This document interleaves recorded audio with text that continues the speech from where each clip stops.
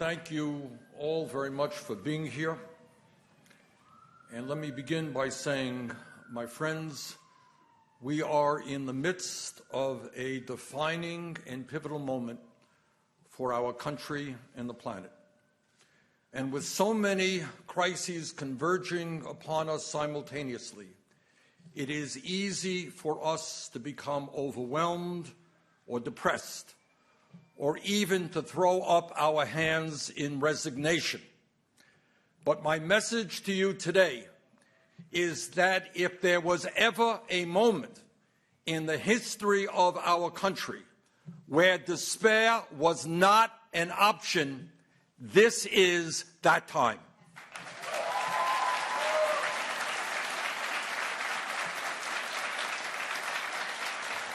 If there was ever a moment where we had to effectively analyze the competing political and social forces which define this historical period, this is that time.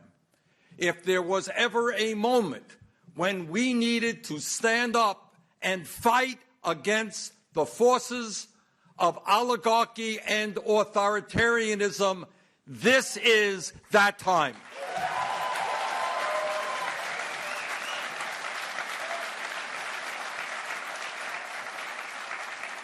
And if there was ever a moment when we needed a new vision to bring our people together in the fight for justice, decency, and human dignity, this is that time.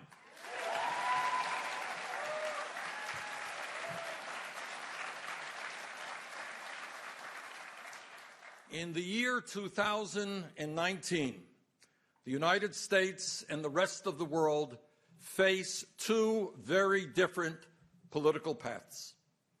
On one hand, there is a growing movement toward oligarchy and authoritarianism, in which a small number of incredibly wealthy and powerful billionaires own and control a significant part of the economy and exert enormous influence over the political life of our country. On the other hand, in opposition to oligarchy, there is a movement of working people and young people who, in ever-increasing numbers, are fighting for justice. They are the teachers taking to the streets to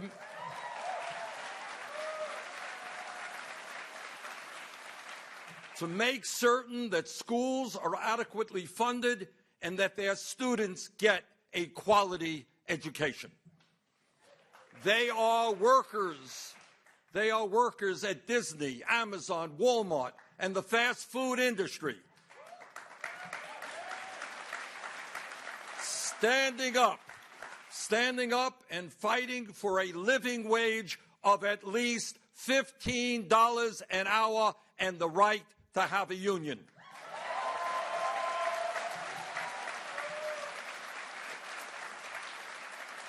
They are the young people taking on the fossil fuel industry and demanding policies that transform our energy system and protect our planet from the ravages of climate change.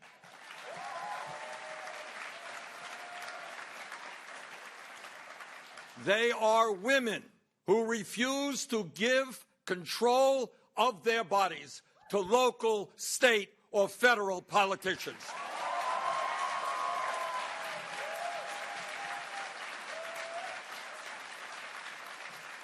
They are people of color and their allies demanding an end to systemic racism and massive racial inequities that exist throughout our society.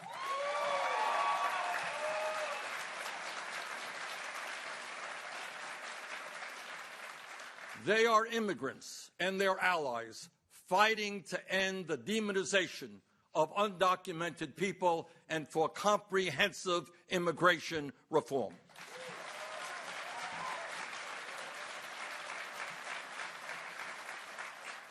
Now, when we talk about oligarchy, let us be clear about what we mean. Right now, in the United States of America, 3 families control more wealth than the bottom half of our country, some 160 million Americans. The top 1% own more wealth than the bottom 92%, and 49% of all new income generated today goes to the top 1%. In fact, income and wealth inequality today is greater in the United States than in any time since the 1920s. And when we talk about oligarchy, it is not just that the very rich are getting much richer. It is that tens of millions of working class people in the wealthiest country on earth are suffering under incredible economic hardship, desperately trying to survive. Today, nearly 40 million Americans live in poverty, and tonight, some 500,000 Americans, including many veterans, will be sleeping out on the streets. About half of our country lives paycheck to paycheck, as tens of millions of our people are an accident, a divorce, a sickness, or a layoff away from economic devastation. While many public schools throughout the country lack the resources to adequately educate our young people, we are the most heavily incarcerated nation on earth. After decades of policies that have encouraged and subsidized unbridled corporate greed, we now have an economy that is fundamentally broken and grotesquely unfair. Even while macroeconomic numbers like GDP, the stock market, and the unemployment rate are strong, millions of middle-class and working-class people struggle to keep their heads above water, while at the same time the billionaire class consumes the lion's share of the wealth that we are collectively creating as a nation. In the midst of a so-called booming economy, real wages for the average worker have barely risen at all, and despite an explosion in technology and worker productivity, the average wage of the American worker in real dollars is no higher than it was 46 years ago, and millions of people in our country today are forced to work 2 or 3 jobs just to survive. And here is something quite incredible that tells you all that you need to know about the results of unfettered capitalism. All of us want to live long, happy, and productive lives. But in America today, the very rich live, on average, 15 years longer than the poorest Americans. In 2014, for example, in McDowell County, West Virginia, one of the poorest counties in the nation, life expectancy for men was 64 years. In Fairfax County, Virginia, a wealthy county, just 350 miles away, life expectancy for men was nearly 82 years, an 18-year differential. The life expectancy gap for women in the 2 counties was 12 years. In other words, the issue of unfettered capitalism is not just an academic debate. Poverty, economic distress, and despair are life-threatening issues for millions of working people in this country. While the rich get richer, they live longer lives. While poor and working families struggle economically and often lack adequate health care, their life expectancy is declining for the first time in modern American history. Taken together, the American dream of upward mobility is in peril. In fact, if we don't turn things around, our younger generation will, for the first time in living memory have a lower standard of living than their parents. And that is not acceptable. Globally, the situation is even more shocking, with most of the world's wealth concentrated among a very few, while billions of people have almost nothing. Today, the world's richest 26 billionaires, 26, now own as much wealth as the poorest 3.8 billion people on the planet, half of the world's population. But the struggle we are facing today is not just economic. Across the globe, the movement toward oligarchy runs parallel to the growth of authoritarian regimes, like Putin in Russia, Xi in China, Mohammed bin Salman in Saudi Arabia, Rodrigo Duterte in the Philippines, Jair Bolsonaro in Brazil, and Viktor Orban in Hungary, among others. These leaders meld corporatist economics with xenophobia and authoritarianism. They redirect popular anger about inequality and declining economic conditions into violent rage against minorities, whether they are immigrants, racial minorities, religious minorities, or the LGBT community. And to suppress dissent, they are cracking down on democracy and human rights. In the United States, of course, we have our own version of this movement, which is being led by President Trump and many of his Republican allies who are attempting to divide our country up and attack these very same communities. How sad it is that President Trump sees these authoritarian leaders as friends and allies. The authoritarian playbook, by the way, is not new. The challenge we confront today as a nation and as a world is in many ways not different from the one we faced a little less than a century ago during and after the Great Depression of the 1930s. Then as now, deeply rooted and seemingly intractable economic and social disparities led to the rise of right-wing nationalist forces all over the world.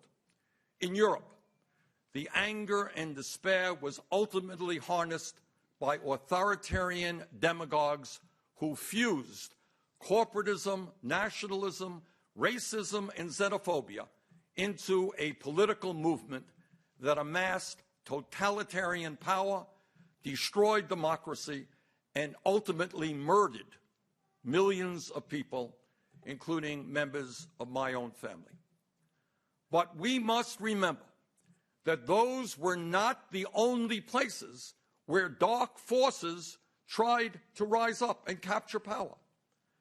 Today, we are all rightly repulsed by the sight of neo-Nazis and Klansmen openly marching in Charlottesville, Virginia, and we are horrified by houses of worship being shot up by right-wing terrorists.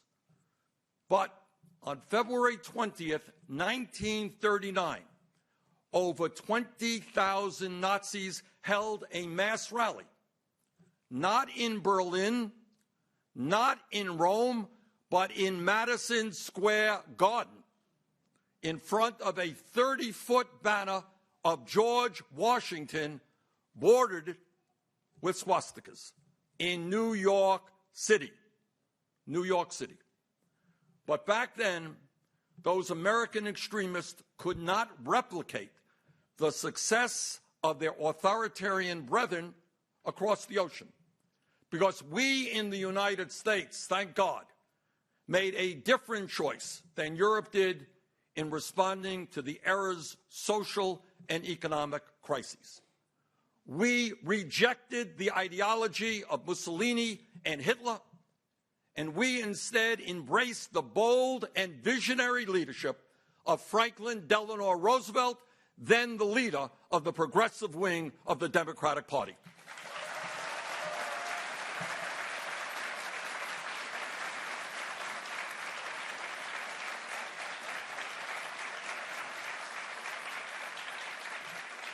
together with organized labor, leaders in the African American community, and progressives inside and outside the Democratic Party, Roosevelt led a transformation of the American government and the American economy. Like today, the quest for transformative change was opposed by big business, by Wall Street, by the political establishment, by the Republican Party, and by the conservative wing of FDR's own Democratic Party. And he faced the same scare tactics then that we experience today: red baiting, xenophobia, racism, and anti-Semitism. In a famous 1936 campaign speech, Roosevelt stated, and I quote, "We had to struggle with the old enemies of peace: business and financial monopoly, speculation, reckless banking, class antagonism, sectionalism, war profiteering." They had begun to consider the government of the United States as a mere appendage to their own affairs. We know now that government by organized money is just as dangerous as government by organized mob.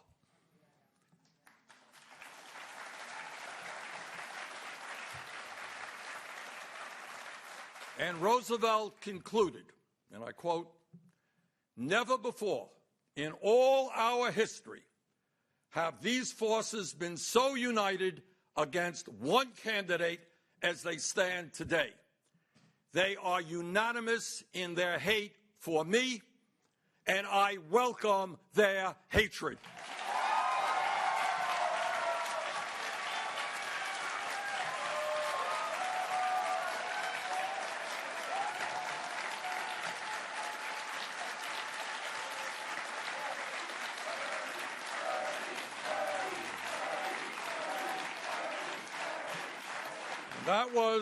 That was FDR in 1936.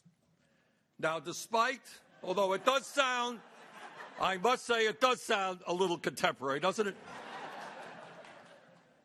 Despite that opposition, by rallying the American people, FDR and his progressive coalition created the New Deal, won 4 terms, and created an economy that worked for all and not just the few. Today, New Deal initiatives like Social Security, unemployment compensation, the right to form a union, the minimum wage, protection for farmers, regulation of Wall Street, and massive infrastructure improvements are considered pillars of American society.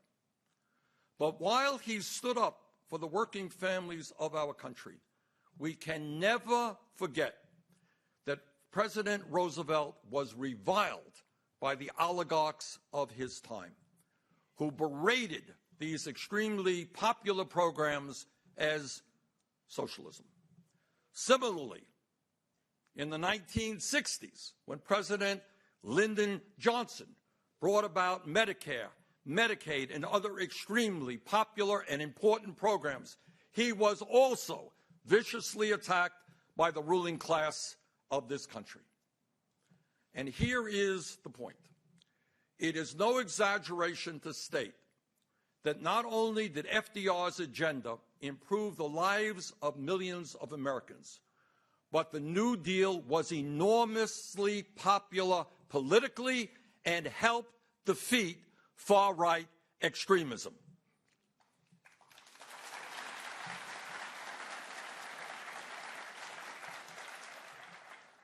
For a time. Today, America and the world are once again moving toward authoritarianism, and the same right-wing forces of oligarchy, corporatism, nationalism, racism, and xenophobia are on the march, pushing us to make the apocalyptically wrong choice that Europe made in the last century. Today, we now see a handful of billionaires with unprecedented wealth and power. We see huge private monopolies operating outside of any real democratic oversight and often subsidized by taxpayers, with the power to control almost every aspect of our lives. They are the profit-taking gatekeepers of our healthcare, our technology, our finance system, our food supply, and almost all of the other basic necessities of life. And let us name them. They are Wall Street, the insurance companies, the drug companies, the fossil fuel industry, the military-industrial complex, the prison-industrial complex, and giant agribusiness.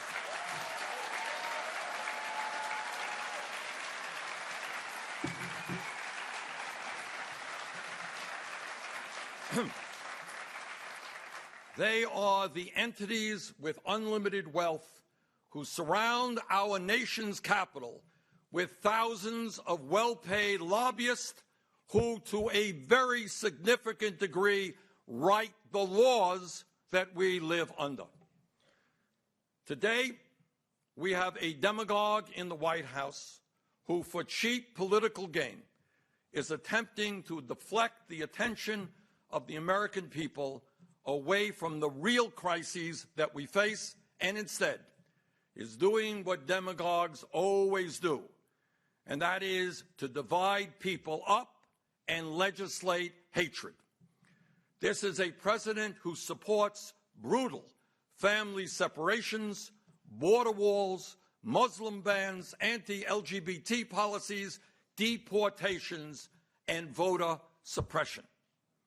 It is my very strong belief that the United States must reject that path of hatred and divisiveness and instead find the moral conviction to choose a different path, a higher path, a path of compassion, justice, and love.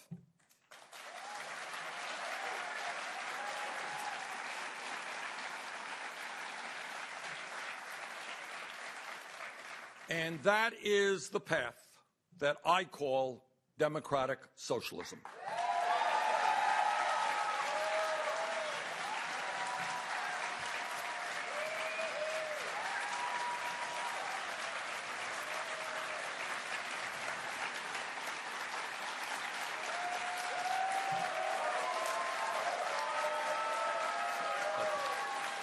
Thank you.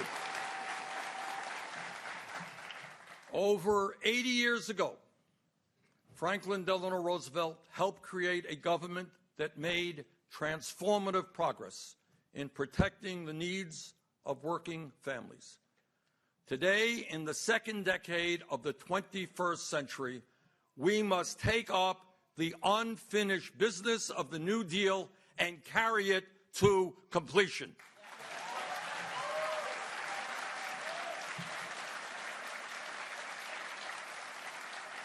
This is the unfinished business of the Democratic Party and the vision we together must accomplish.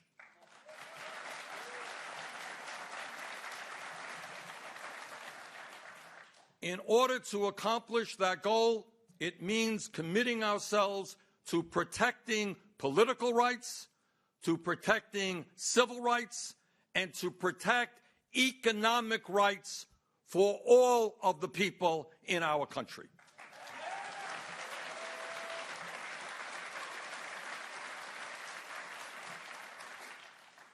As FDR stated in his 1944 State of the Union address, and I quote, "We have come to a clear realization of the fact that true individual freedom cannot exist without economic security and independence," end quote.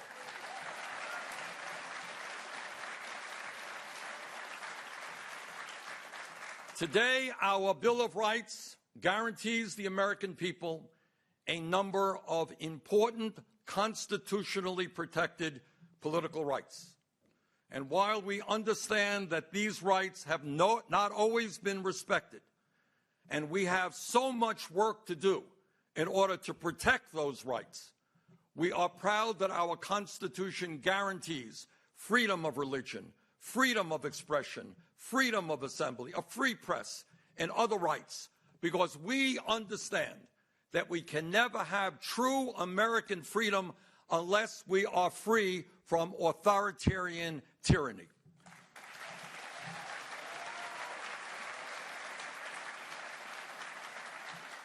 But now we must take the next step forward and guarantee every man, woman, and child in our country basic economic rights, the right to quality health care,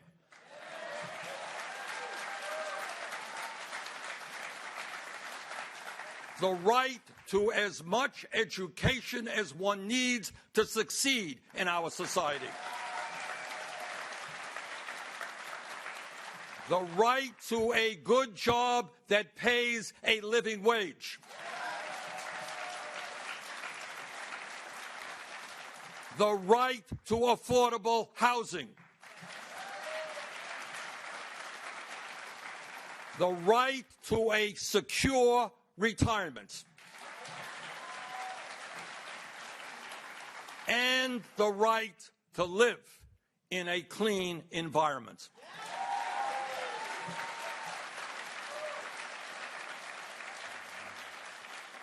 We must recognize that in the 21st century, in the wealthiest country in the history of the world, economic rights are human rights. And that is what I mean by democratic socialism.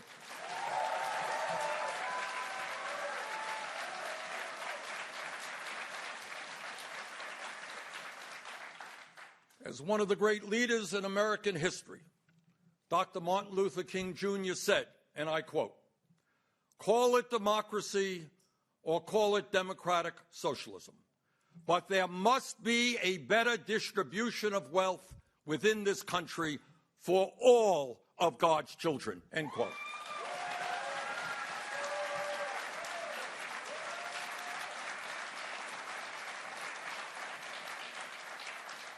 To realize this vision, we must not view America only as a population of disconnected individuals.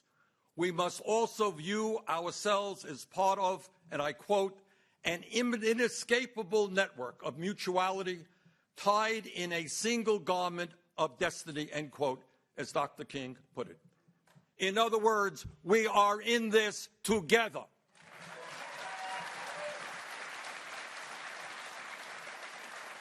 We must see ourselves as part of one nation, one community, and one society, regardless of race, gender, religion, sexual orientation, or country of origin. This quintessentially American idea is literally emblazoned on our coins. E pluribus unum, from the many, one. And I should tell you, it is enshrined in the motto of our campaign for the presidency, not me, us.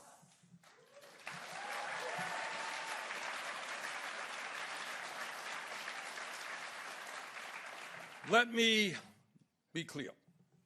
I do understand that I and other progressives will face massive attacks from those who attempt to use the word socialism as a slur. But I should also tell you that I have faced and overcome these attacks for decades, and I am not the only one.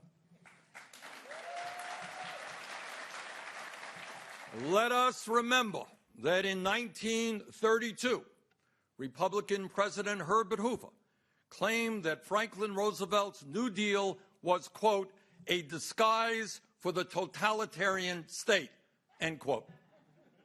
In 1936, former Democratic New York Governor and Democratic presidential candidate Al Smith said in a speech about FDR's New Deal policies, quote, "Just get the platform of the Democratic Party and get the platform of the Socialist Party and lay them down on your dining room table side by side," end quote. When President Harry Truman proposed a national health care program, the American Medical Association hired Ronald Reagan as their pitchman.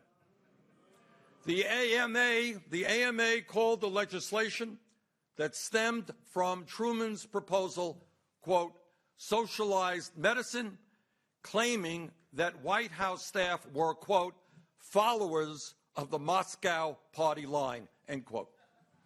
In 1960, Ronald Reagan, in a letter to Richard Nixon, wrote the following about John F. Kennedy, quote, "Under the tousled boyish haircut is still old Karl Marx," end quote. In the 1990s, then Congressman Newt Gingrich claimed President Bill Clinton's health care plan was, quote, "centralized bureaucratic socialism." The Conservative Heritage Foundation has claimed that the Children's Health Insurance Program, the CHIP program, was, quote, "a step toward socialism." Former Speaker of the House, John Boehner, claimed the stimulus package, the omnibus spending bill, and the budget proposed by President Obama were all one big down payment on a new American socialist experiment. In this regard, President Harry Truman was right. And listen to what he said. Truman said, and I quote, "Socialism is the epithet they have hurled at every advance the people have made in the last 20 years.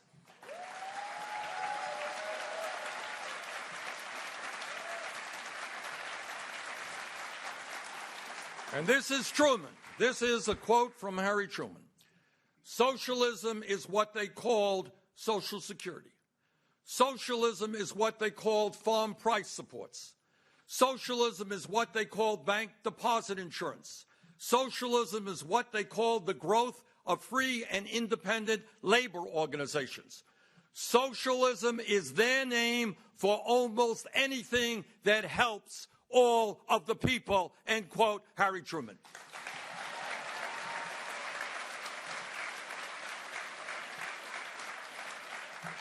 Now, let us be very clear. While President Trump and his fellow oligarchs attack us for our support of democratic socialism, they don't really oppose all forms of socialism. They may hate democratic socialism because it benefits working people, but they absolutely love corporate socialism that enriches Trump and other billionaires.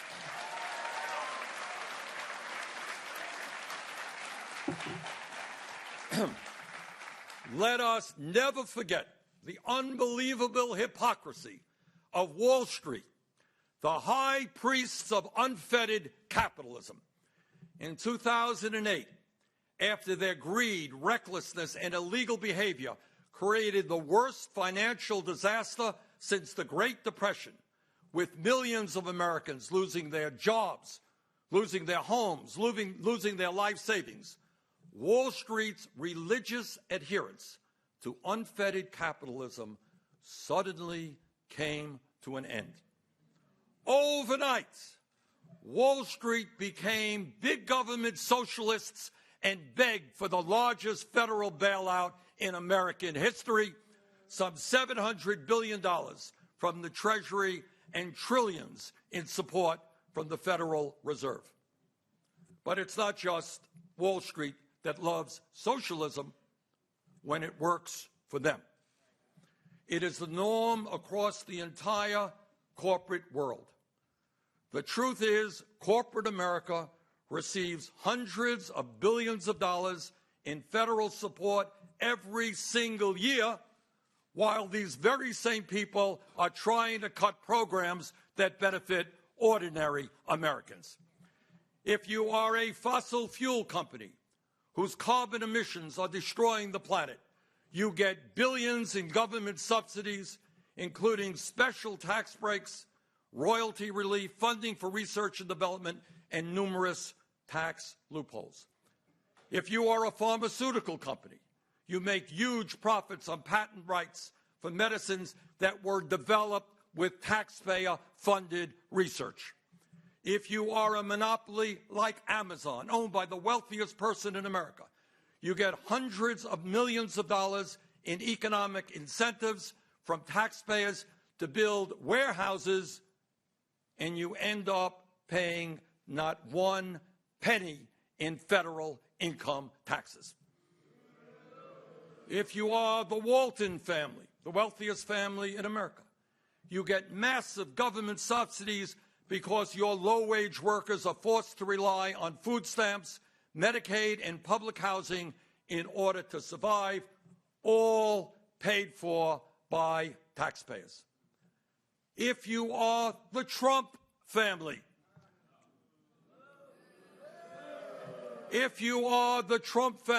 you got $885 million worth of tax breaks and subsidies for your family's housing empire that was built on racial discrimination. When Trump screams socialism, all of his hypocrisy will not be lost on the American people. Americans will know that he is attacking all that we take for granted, from Social Security to Medicare to veterans' health care to roads and bridges to public schools to national parks to clean water and clean air. When Trump attacks socialism, I am reminded again of what Dr. Martin Luther King Jr. said, and I quote, "This country has socialism for the rich, rugged individualism for the poor," end quote.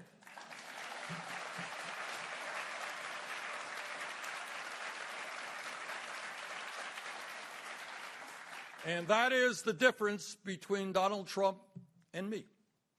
He believes in corporate socialism for the rich and powerful.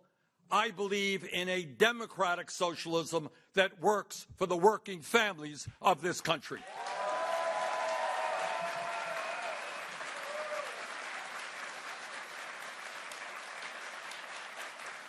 What I believe is that the American people deserve freedom, true freedom. Freedom is an often used word, but it is time that we took a hard look at what that word actually means.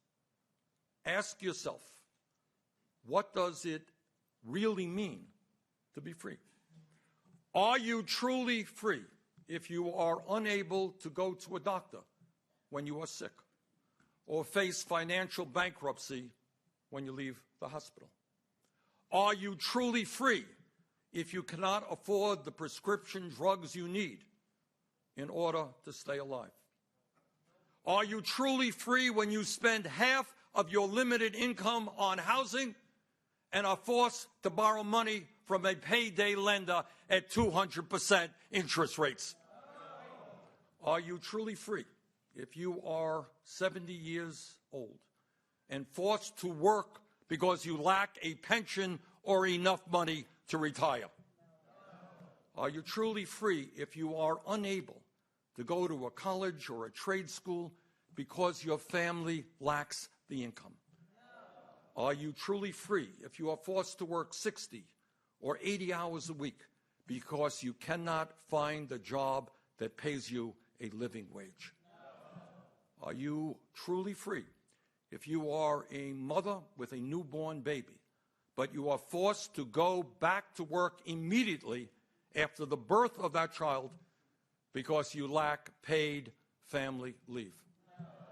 Are you truly free if you are a small business owner or a family farmer who is driven out of business by the monopolistic practices of big business? Are you truly free if you are a veteran who has put his or her life on the line to defend this country and tonight will be sleeping out on the streets? To me, the answer to those questions in the wealthiest nation on earth is no. Under those conditions, you are not truly free. While the Bill of Rights protects us from the tyranny of an oppressive government, many in the establishment would like the American people to submit to the tyranny of oligarchs, multinational corporations, Wall Street banks, and billionaires. It is time, and in fact, time long overdue, for the American people to stand up and fight for their right to freedom, human dignity, and security.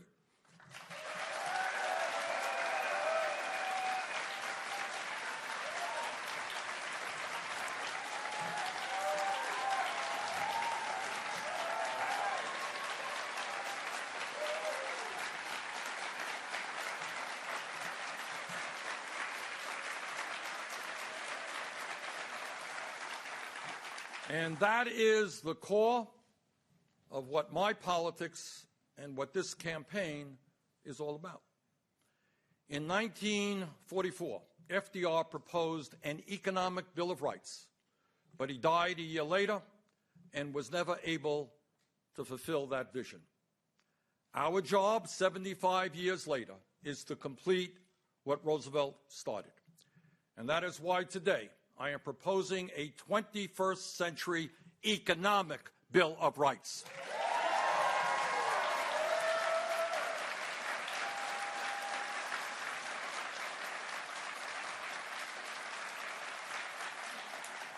A Bill of Rights that establishes once and for all that every American, regardless of his or her income, is entitled to the right to a decent job that pays a living wage, the right to quality health care, the right to a complete education, the right to affordable housing, the right to a clean environment, and the right to a secure retirement. Over the course of this election, my campaign has been releasing and will continue to release detailed proposals addressing each of these yet-to-be-realized economic rights. We will also address the attacks that are being launched every day against the civil rights and civil liberties of our people. And let me be absolutely clear. Democratic socialism means, to me, requiring and achieving political and economic freedom in every community in this country.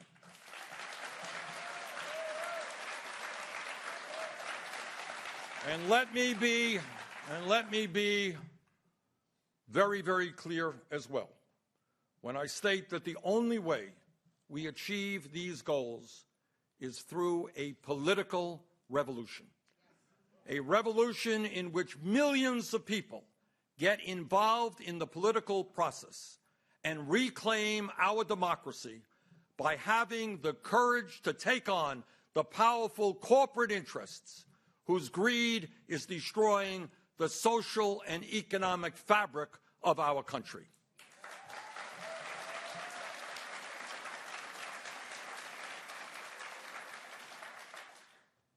At the end of the day, the 1% may have enormous wealth and enormous power, but they are just 1%. When the 99% stand together, we can transform society.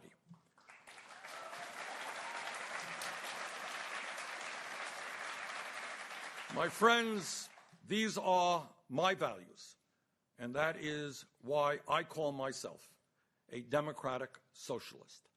At its core is a deep and abiding faith in the American people to peacefully and democratically enact the transformative change that will create shared prosperity, social equality, and true freedom for all. Thank you very much.